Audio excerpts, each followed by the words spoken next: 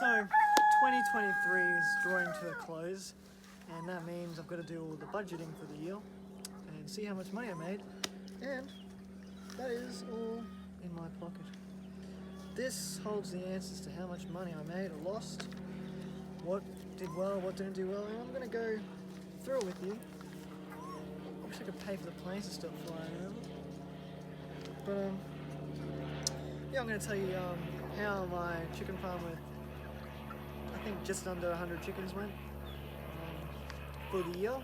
Well, when I say that, it's more from August onwards, so month of the year. So I had about 66 customers throughout the year, which is good. It's a fair few customers. Total expenses. Now that's not exactly a true statement. I'm only counting feed costs and some medication costs that I've gone throughout the year. I'm not counting all the infrastructure that I have a deal with my dad about that stuff, so that's not exactly counted. So for the last 4 months or 5 months, I spent $987 on chicken feed and other stuff like that. So that's a fair bit of feed actually. Now I'm going to tell you what I do. All sorts of different products. So I do my dozen eating eggs free range, which is what you're looking at right here. That sound is the chicken laying free range egg. I do fertilised eggs from duck poop, Aracanas and Silkies, and I sell the actual chicks, and I occasionally sell bigger chickens, but that's a rarence. So from dozen eggs at $6, I made $828 for the year. Pretty impressive if I don't say so myself. Chicks. I sold a fair few silky chicks at $12 each. And that for the year is $744 in silky chicks.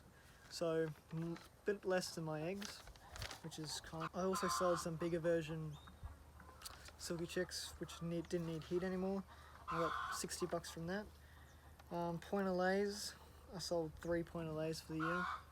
That was $75. Sometimes I accidentally mixed breed chickens, so I sold those and I made $30 from that. My main breed, in my opinion, is Aracanas. They're the blue egg layers. I made $795 from that in the last 4 months. I'm just going to count all of 2023. I made $120 from older Aracanas that didn't need heat anymore. Aracana fertile eggs, I made $245. Commercial layer eggs, I only made $25. I thought I made more, but whatever. And silky dozen fertile eggs, $25. Now, I feel like there's a lot missing from here actually. Oh, I have an item, not a column, it's called tips. And sometimes I do get more money than I'm supposed to get from people. They just don't want to give back the change. But I also just put anything that doesn't go into my other things, just in tips. So I made $588 from tips, which is just special services, you could say. Laying feed is about $34 per 20 kilos. And I spent $799 on that. Sometimes a $27 feed, and it's so expensive. I had negative $60 in returns to return some chickens that they returned them to me. Anyway, so how much did I make this year? Well, gross earnings. I made $3,836, and profits I made $2,849. I'm pretty happy with that, personally. I'm happy with my $2,000 that I've generated.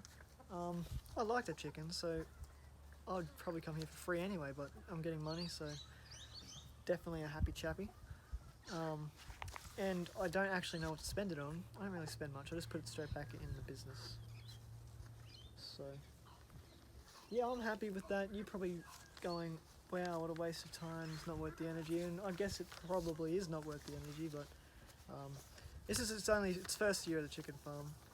So next year I'm projecting a lot more, hopefully, because we'll have Rhode Island Reds, and also for most of the year my chickens were all babies and they weren't really producing, but now they've just started kicking.